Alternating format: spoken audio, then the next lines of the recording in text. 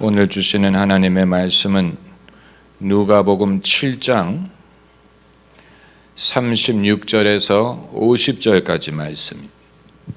누가복음 7장 36절에서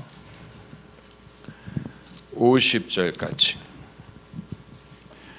제가 한 절 여러분이 다음 절 교독하는 방식으로 읽겠습니다. 한 바리새인이 예수께 자기와 함께 잡수시기를 청하니 이에 바리새인의 집에 들어가 앉으셨을 때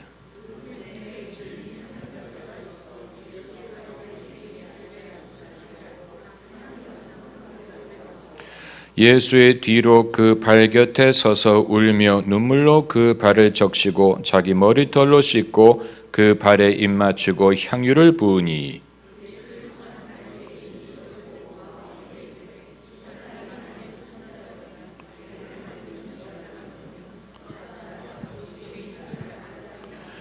예수께서 대답하여 가라사대 시몬아 내가 네게 이를 말이 있다 하니 저가 가로되 선생님 말씀하소서.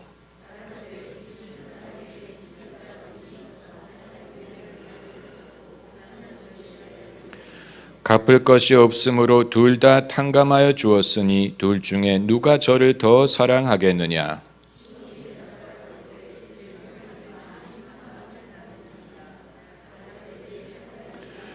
여자를 돌아보시며 시몬에게 이르시되 이 여자를 보느냐 내가 네 집에 들어오매 너는 내게 발 씻을 물도 주지 아니하였으되 이 여자는 눈물로 내 발을 적시고 그 머리털로 씻었으며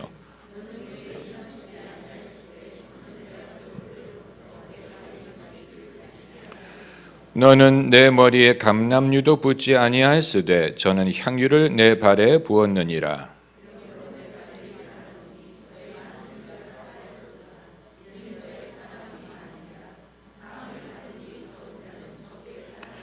이에 여자에게 이르시되 내 죄 사함을 얻었느니라 하시니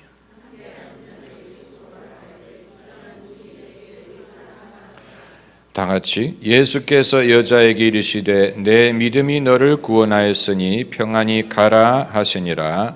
아멘. 예수님의 성격을 연구하고 있습니다. 성격이라는 것을 별도의 것으로 따로 떼서 생각하기는 어렵습니다. 성격은 인간의 일부분입니다. 우리가 간이나 쓸개를 따로 떼서 생각할 수 없는 것처럼 성격이란 각 사람의 사는 방식, 행동하는 방식, 사람들을 대하는 방식을 일컫는다고 할 수 있습니다. 대다수의 사람들은 성인이 된 후에 이성과의 접촉에 대해서 부담을 갖고 거기에 성적인 의미를 부여하고 그 이유 때문에 꺼리든가 어색해하든가 부끄러워하든가 아니면 속으로는 호기심이 있으면서 겉으로는 아닌 것처럼 하는 행동을 하려고 합니다. 사춘기부터 이런 변화가 일어난다고 보지만 조숙한 애들은 사춘기 이전에도 자기가 혹이라도 어떤 이성 학생과 가깝다고 친구들이 놀릴까 봐 아주 극구 신경을 쓰는 것을 볼 수가 있고 이것이 그들의 인격 성장에 상당한 영향을 끼칩니다. 이런 이야기가 있지요. 두 명의 수도사가 길을 걷고 있었습니다. 그러다가 개울을 마주치게 됩니다. 그런데 그 옆에 개울을 건너지 못하고 주저하고 있는 젊은 여성을 발견합니다. 그래서 두 명의 수도사 중에 한 명이 제 등에 업히시라고 제가 이 개울을 건너게 도와드리겠습니다 해서 그 여성을 등에 업고 개울을 건넌 후에 이제 그 여성은 자기가 갈 길을 가고 이 두 수도사가 계속 길을 걷고 있었는데 한참 후에 그 다른 한 수도사가 물어보더랍니다. 그 여자의 느낌이 어떻더냐. 그러니까 정작 그 여자를 업고 개울을 건넌 사람은 벌써 옛날에 잊어버렸는데 옆에 있던 수도사는 그것을 잊어버리지 못하고 계속해서 머릿속으로 생각을 하고 있었다는 얘기입니다. 그러니까 한 명의 수도사는 개울을 건너지 못하는 여성을 도와준 것뿐이지만 다른 수도사는 그 사람을 여자로 본 것이고 신체적인 접촉을 한 것에 대한 성적인 의미를 떼지 못한 것입니다. 그래서 마음속으로 여전히 호기심을 갖고 있었다는 것입니다. 오늘 본문에 만일 이런 일이 오늘날 우리에게 일어났다면 우리가 얼만큼 당황할 수 있을까 할 그런 일이 일어납니다. 어떤 여자가 예수님께 찾아와서 사람들이 다 있는 자리에서 눈물로 예수님의 발을 적시고 머리털로 예수님의 발을 닦고 그리고 예수님의 발에 입을 맞추고 향유를 부었다고 했어요. 놀라운 일을 한 것입니다. 그것을 본 사람들이 마음속으로 뭐라고 생각했느냐? 죄인인 여자가 예수님을 만진다라고 생각했어요. 온갖 생각이 마음속을 지나갔습니다. 그들의 생각은 일단 이것은 합당치 않다. 이것은 스캔들감이다. 여자라는 사실을 주목했고 죄인인 여자가 예수님을 만진다라는 점에 주목했습니다. 예수님이 만일 그런 식으로 생각하셨다면 그런 섬김을 받지 않으셨을 것입니다.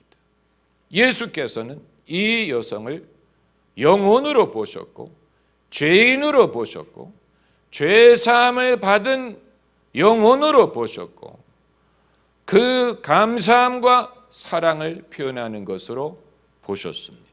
거기에 다른 어떤 인간적인 의미를 부여하지 않으셨습니다. 예수께서는 이 사람이 여자라느니 젊은 여자라느니 죄인이라느니 손을 댄다느니 이런 식으로 생각하지 않으셨어요. 만일 예수님이 그런 식으로 생각하셨다면 결코 허용하지 않으셨을 것입니다. 예수님에게는 이런 면모가 있었어요. 이것을 우리가 봐야 됩니다. 예수님께는 사마리아 수가성의 여성과도 대화하셨다고 했어요. 그 당시 문화는 지금의 문화보다도 훨씬 더 보수적이었을 것입니다. 게다가 사마리아 여성, 대낮에 사람 눈을 피해 혼자 물길으로 나오는 이 여성과 대화하는 것을 제자들이 보고 이상히 여겼다고 했습니다. 그 말은 그 제자들도 그런 편견으로부터 자유하지 못했다는 것입니다. 제자들이 수가성 여인을 봤을 때 여자로 봤어요. 여자로 보고 여자가 어찌 예수님과 함부로 1대1로 대화를 할까? 예수님이 어찌 여자와 1대1로 대화를 하실까? 제자들도 내외하는 그런 심정으로 이 일을 봤다는 얘기입니다. 그럼 왜 사람은 이성으로 의식을 하느냐? 그래서 칠의 겁을 먹느냐? 내외를 하려고 하고 경계심을 갖느냐? 손만 잡아도 무슨 죄를 짓는 것처럼 생각을 하죠. 여러분, 성적인 사상이 대부분의 사람들의 생각을 좌우합니다. 이것은 종교적인 사람만 그런 것이 아니고 비종교적인 사람은 더욱 그렇습니다. 그래서 한편으로는 쾌락주의자가 이 이성을 이성으로 보고 쾌락주의자가 그렇게 하지요. 그러나 청교도들도 마찬가지죠. 청교도들도 이성을 이성으로 보는데 다만 차이점이 있다면 쾌락주의자들은 쾌락에 탐닉을 하고 청교도들은 그것을 죄악시하고 죄책감을 느끼고 그리고 그것을 억지로 떼어내고 부인하려고 하는 것이 다를 뿐입니다. 그러나 이성을 이성으로 본다는 면에 있어서는 쾌락주의자나 청교도나 마찬가지예요. 한쪽은 탐닉하는 것이고 한쪽은 그것을 꺼리고 죄악시하고 생각하는 것만도 죄책감을 느끼고 억지로 떼어내려고 하는 것이 다를 뿐입니다. 둘 다 이성을 순수하게 대하지 못한다는 것은 동일합니다. 그러면 그게 자연스럽게 되지 않는 것을 어떻게 하라는 말이냐? 적어도 예수님은 이렇게 행하셨다는 사실을 우리가 주목해야 된다는 것입니다. 이것은 인간의 잃어버린 순수함입니다. 인간의 잃어버린 순수함. 참으로 아쉬운 사실은 사람들이 종교적인 사람이 될수록 순수함을 회복하는 것이 아니고 더 순수함을 잃어버리는 경우가 있다는 것입니다. 종교적인 사람이 될수록 뭔가 자꾸 자신의 동기에 대해서 나쁜 쪽으로 생각을 하려고 하고 또 어떤 것도 순수하게 보는 눈을 갖기보다는 자꾸 나쁜 동기, 나쁜 생각, 나쁜 것을 꺼리고 그것을 죄악시하고 그것을 경계하고 두려워하고 자기에게 있는 것뿐만이 아니고 남에게 있는 것도 꺼리고 두려워하고 그것을 비판하려는 그 생각이 집착하는 것을 벗어버리지 못하는 그런 이상한 면이 있습니다. 그러니까 죄인은 죄에 집착을 하고 반대로 청교도인들도 죄에 집착을 합니다. 그걸 마찬가지. 다만 죄인은 죄를 집착하고 짓는 것이고 청교도인은 죄에 집착해서 안 지으려고 집착하는 것입니다. 그러나 죄를 생각한다는 사실은 둘 다 마찬가지. 예수님이 성자이시기 때문에 이렇게 한 것이 아니냐라고 말을 하면 예수님에게 아무것도 배울 수 없습니다. 예수님이 하나님의 아들이시기 때문에 그렇게 할 수 있었던 것이 아니냐라고 말하면 예수님으로부터 배울 수 없습니다. 예수님을 본받는다는 것은 불가능합니다. 예수님이 우리와 같이 인간이 돼서 오셨다는 사실을 전제해야 됩니다. 예수님의 모든 공생의 사역을 우리와 같은 인간으로 오셨다는 사실을 전제하고 그럴 때 예수님으로부터 배울 수 있습니다.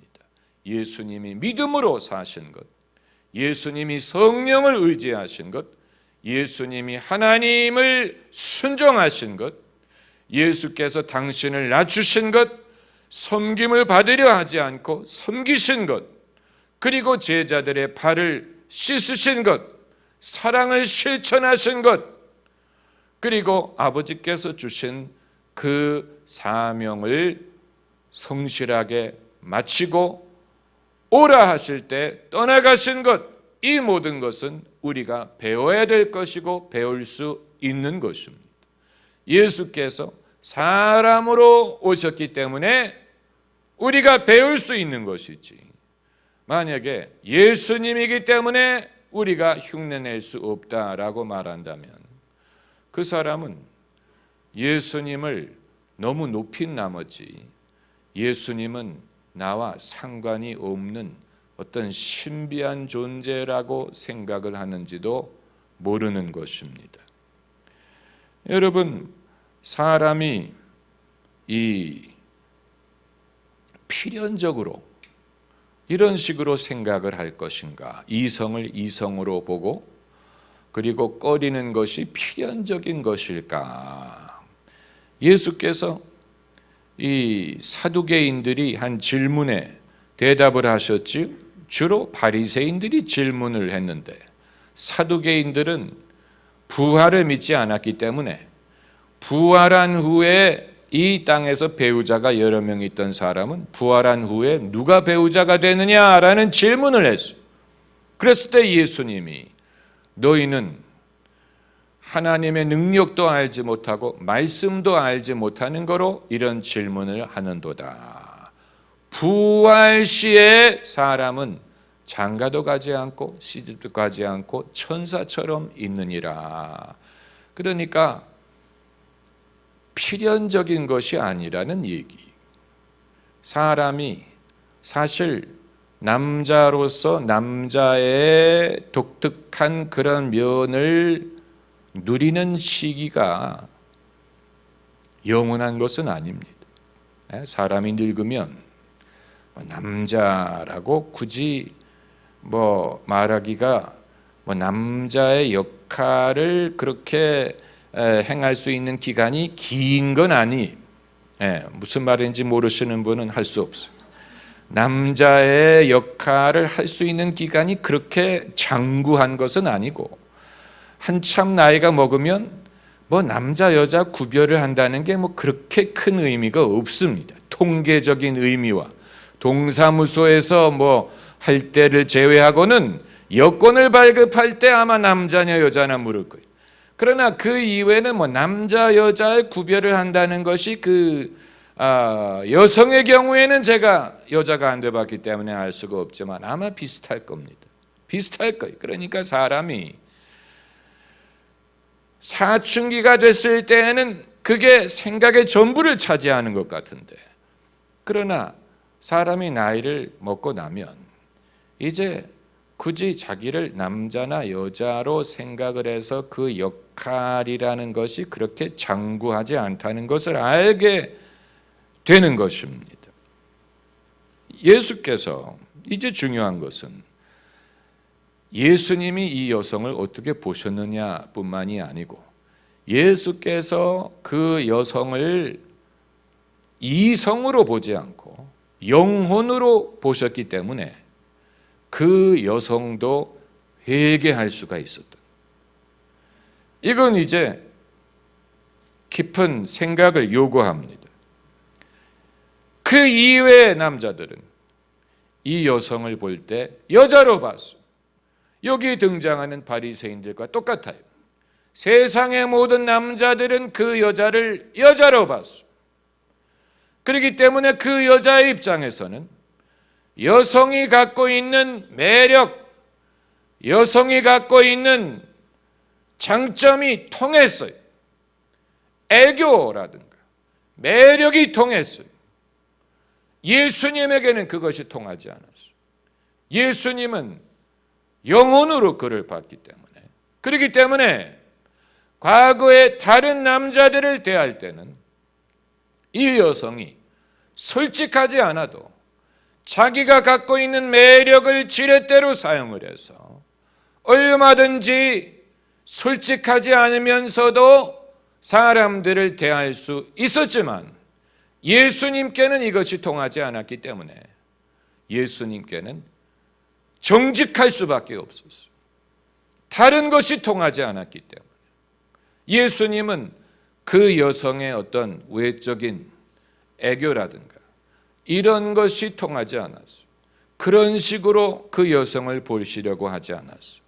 중심을 보셨죠. 그렇기 때문에 이 여성은 예수님 앞에서는 자신의 솔직한 인간으로서의 모습을 보여드리고 회개할 수밖에 없었다는 것입니다. 이제 이것은 우리가 이건 남자든 여자든 대상이 누구든 간에 우리가 그 사람에 대해서 겁을 먹는 한, 그 사람의 외모를 보고 겁을 먹든 사회적인 지위 때문에 겁을 먹든 그 사람의 유명함 때문에 겁을 먹든 그 사람이 부자이기 때문에 겁을 먹든 여러 가지 이유로 사람에 대해서 겁을 먹지요. 사람에 대해서 겁을 먹는 한 대인관계에서 그 사람은 그것을 지렛대로 사용할 수 있고 그래서 자기 모습을 숨길 수 있습니다. 숨길 수 있습니다. 누가 나를 어려워하면 그게 나에게 지렛대가 돼서 내 솔직한 모습을 보여주지 않고도 그 사람을 대할 수 있습니다. 그게 통합니다. 그러나 만일 내가 누구든 간에 그 외적인 것으로 겁을 먹지 않는 사람에게는 내가 어떤 다른 방법으로 그 사람을 대할 수가 없기 때문에 솔직하게 내 모습을 보여줄 수밖에 없어요. 우리가 그리스도인으로 사람의 영혼을 돕기 위해서는 그 사람의 외모, 그 사람의 사회적인 위치, 지위, 또 매력, 부자, 이런 어떤 것에 좌우되지 않고 그 사람을 예수 그리스도가 필요로 한 영혼으로 볼 수 있어야 그 사람이 자기의 중심을 열 것이고 자기의 죄를 회개하든 자신의 연약함을 고백하든 그리고 주의 종을 통해서 주의 도움을 얻으려고 할 것입니다. 만일 베드로가 고넬료의 집에 갔을 때 고넬료가 로마 장교라는 사실에 겁을 먹었다든가 아니면 어떤 자격지심을 가졌다면 결코 그들에게 복음을 전하는데 담대하지 못했을 것입니다. 거기에 대해서 베드로는 자유했어요. 누가 자기를 부르든 그 사람이 돈이 많든 적든 사회의 어떤 지위를 가졌든 그게 중요한 게 아니고 예수께서 그 사람에게 자기를 보내셨고 그 사람에게 복음을 전하라고 부르셨고 그 사람은 지금 예수 그리스도를 필요로 하는 영혼이 구원받을 영혼이 그 이외에는 중요하지 않아. 그 이외에는 아무렴 어떻습니까? 영원한 것은 그 사람의 영혼뿐이지. 그 사람의 젊음이든 무슨 매력이든 외모든 지위든 그런 것은 영원하지 않아요. 그러나 대다수의 사람들은 그렇게 자유하지 못합니다. 그래서 자꾸만 그 사람의 겉으로 드러나는 모습을 보고 그것 때문에 괜히 겁을 먹고 부담을 갖고 그렇게 하는 한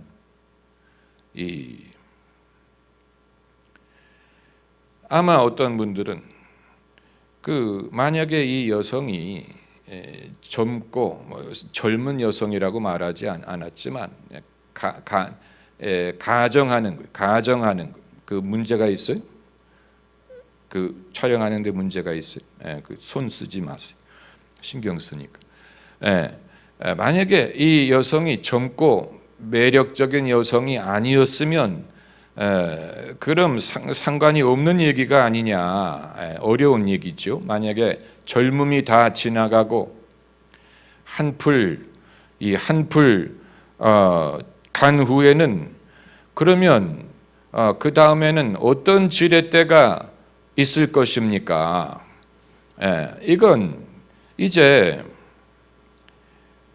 사람이 젊었을 때, 여성이 젊었을 때는 이제 제가 여자가 아니기 때문에 여성의 입장을 상상을 할 수밖에 없는. 여성이 젊었을 때는 자기가 쓸 수 있는 지렛대가 있고 그게 있다는 사실을 아마 스스로 느끼는 여성들이 꽤 많을 거예요. 그리고 그것을 사용하는 법이 익숙한 여성들이 있을 거예요. 내게는 해당 없는 일입니다라고 생각하신다면 말할 말이 없어요. 그러나 사람이 이제 나이가 들고 젊음이 지나간 후에는 그럼 이제 지렛대가 없다는 얘기입니까? 근데 그 대신 남는 게 있습니다. 자존심이 남고 고집이 남고 그래서 그것을 더 강한 지렛대로 고집할 수 있어요. 이게 이제 여자가 무서워지는 면이에요. 여자가 나이가 들어서 자존심이 남아서 그것을 가지고 사람들을 대할 때 지렛대로 고집하려고 할 수 있습니다. 아마 고부간의 갈등이 그런 데에 원인이 있는지도 몰라요. 고부간의 갈등이 이제 시어머니가 나이가 들어서 더 이상 젊지 않은 상황에서 젊은 여자가 며느리로 들어왔을 때 자기가 무엇을 지렛대로 쓸 수 있겠습니까? 자기가 무엇을 쓰면 며느리가 자기의 말을 듣고 자기를 어려워할 수 있겠습니까? 그렇기 때문에 거기에 자존심이라는 것이 강하게 작용하는지도 몰라요. 그 자존심이라도 사용을 해야 더 젊은 여성이 자기를 여전히 존경하고 어려워할 수 있으리라고 생각을 하고 그런 식으로 자신의 지렛대를 사용하려고 하는지도 모르는 것입니다. 이제 만약에 그런 여성이 있을 때 거기에 겁을 먹습니까? 어떻게 그런 상황에서 예수께서 이 마을의 죄인인 여자를 여자로 보지 않고 구원받아야 될 영혼으로 보셔서 예수님 앞에 이 여성이 회개하고 죄사함을 받을 수 있었던 것처럼 어떻게 자기의 자존심이든 허영이든 이런 것을 지렛대로 사람들 앞에서 쓰려고 하는 사람을 대할 수 있을 것이냐. 그것은 똑같은 원리입니다. 그 속에 있는 소녀의 모습을 보면 됩니다. 시어머니가 힘들고 어려워 보여도 겉으로 그렇지 그 속에는 소녀가 있다. 한때 사랑받기 원했던 소녀가 있다라는 것을 볼 수 있다면 그 영혼을 불쌍히 여길 수 있을 것입니다. 겉으로는 강하게 보이려고 하지만 그러나 그 속에는 어린아이의 모습이 있다. 이것을 볼 수 있다면 긍휼히 여길 수 있을 것입니다. 이제 예수님이 그렇게 하셨어요. 예수님이 이제 그 여러 종류의 사람을 다 대하신 기록이 성경에 나와 있지 않기 때문에 우리가 알 수는 없어요. 예수님이 다른 사람 대하실 때 어떻게 하셨는지 성경이 말하고 있지 않기 때문에 만약에 그것을 기록을 했다면 얼마나 우리에게 도움이 됐겠습니까? 예수님이 예컨대 본디오 빌라도를 당당하게 대할 기회가 있었다면 어떤 식으로 대화를 하셨을까? 그런 일이 있었다면 얼마나 도움이 됐겠습니까? 만일 예수께서 클레오파트라 같은 여왕을 만나서 신앙에 대해 대화할 기회가 있으셨다면 얼마나 우리에게 참고가 됐겠습니까? 그러나 그런 일이 없었기 때문에 그러나 우리가 상상할 수 있는 것은 예수께서는 누구를 만나시든 사람들이 흔히 그 사람을 볼 때 겉으로 보는 그 모습을 보지 않고 그것은 다 지나가는 것이고 갖다 붙인 것입니다. 다 그 사람이 자기를 감추기 위해 갖다 붙인 거지. 그 영혼의 핵심이 그게 아니에요. 그렇기 때문에 예수님 말씀 너희가 돌이켜 어린아이와 같이 되지 아니하면 천국에 들어갈 수 없느니라. 그 말은 사람들이 어린아이와 같이 돌이켜야 된다는 말씀이기도 하지만 모든 사람은 돌이키면 어린아이와 같은 모습이 있다는 말씀일 수도 있어요. 모든 사람은 돌이키면 어린아이와 같은 모습이 될 수 있는데 그러나 세월이 지나면서 그것을 여러 가지 포장으로 덮었지요. 순수함을 다 잃어버리고 더 이상 깨끗하지도 않고 더 이상 순전하지도 않고 여러 가지 세상에서 배운 것대로 그것으로 자기를 위장을 하고 덮고 커버를 해서 겉으로는 아주 세련되고 겉으로는 뭐 세상을 섭렵한 사람처럼 보일 수 있지만, 그러나 모든 사람은 결국은 다 어린아이처럼, 모든 사람들이 필요로 하는 것은 뭐냐면 사랑받기를 원하고, 모든 사람이 다 똑같아요. 모든 사람은 다 사랑받기를 원해요. 자기 어머니가 무조건적으로 자기를 사랑했던 것을 기억으로, 사랑받기를 모든 사람은 원합니다. 또 하나는 누군가가 자기를 알아주기를 원하죠. 모든 사람이 마찬가지. 자기가 알아주기를 원. 제일 불쾌하게 여길 때가 언제냐? 누가 자기를 무시하는 것 같을 때, 그때 제일 상처를 받죠. 무시하는 것 같은 거 제일 괘씸하게 생각하죠. 그 말은 알아주기를 원한다는 얘기. 알아주기를 원합니다. 제가 대학생이었을 때 한 번은 이 봄방학 때 학교 서클을 따라서 워싱턴 DC로 견학을 간 적이 있어요. 한 일주일 가서 여러 의사당, 무슨 대사관, 법원, 여러 그 신문사, 여러 곳을 견학하고 이제 사람들을 만나고 그럴 기회가 있었는데, NBC 방송국을 찾아갔어요. NBC 방송의 유명한 앵커를 만날 기회가 있었어요. 그 사람의 이름은 잊어버렸는데 아주 점잖은, 키가 크고 점잖은 신사예요. 그런데 아직도 제가 그 앵커에 대해서 기억하는 것은, 우리 학생들이 이제 복도에서 들어가서 그 사람을 마주치게 됐는데, 그분이 맨 앞에 있는 저와는 인사를 안 하고 패싱을 하고, 패싱을 하고 두 번째 학생과 악수를 하기 시작한 거예요. 저를 패싱한 거예요. 저는 그 앵커를 생각하면 아직도 그때의 일을 기억합니다. 그러니까 여러분, 사람이 별걸 가지고 마음이 상하는 게 아니에요. 누가 길에서 저를 차이니즈라고 놀려가지고 상처를 입은 게 아니.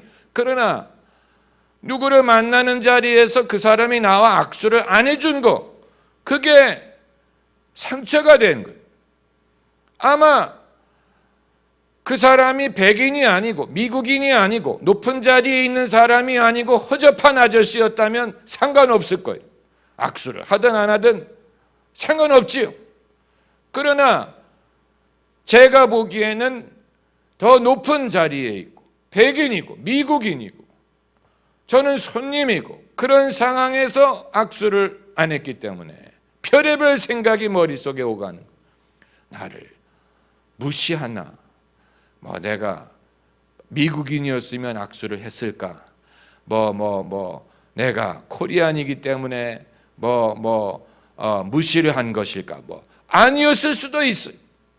자기 걸어오는 위치와 여러 가지를 생각했을 때 악수하는 것이 편하지 않았기 때문에 그랬을 수도 있지만, 그러나 그 진심은 알 도리가 없고, 지금까지 기억나는 것은 그분이 저와 악수하지 않았다는 사실이 괘씸하고, 아마 그 사람에 대한 저의 인상은 그 한 사건이 좌우한 것입니다. 그 사람이 얼마나 위대한 앵커고 하나도 소용이 없고 나와 악수 안 한 놈 그렇게 생각할 거예요. 나와 악수하기를 거부한 사람. 얼마나 사람들이, 그게 인간이 그런 존재. 무슨 겉으로 무슨 철학을 논하고 무슨 뭐를 말하든 간에 실제로 그 사람이 원하는 것은 누군가가 자기를 알아주고 관심을 가져주고 사랑해주고, 그러면 행복하고, 그러지 않으면 불행하고, 그 면에 있어서는 모든 사람이 똑같아요. 모든 사람이 똑같아요. 예수님은 그 사실을 아셨죠. 그러나 우리는 우리 자신이 그런 존재이지만 남에 대해서는 그렇게 생각하지 못한다는 데에서, 거기에서 이제 그 사람을 중심을 보지 못하고 늘 외모로 가지고 판단을 하려는 그런 실수를 저지르게 되는 것입니다. 그러니까 예수님이, 우리가 예수님에게 배울 수 있는 가장 중요한 면 중에 하나가, 예수께서는 사람을 그런 식으로 일반인들이 생각하는 식으로 생각하지 않으셨고, 그렇기 때문에 이 여성이 예수님 앞에서 회개할 수 있었던 거예요. 예수님 앞에서 자신의 참 모습을 고백할 수 있었다는 거예요.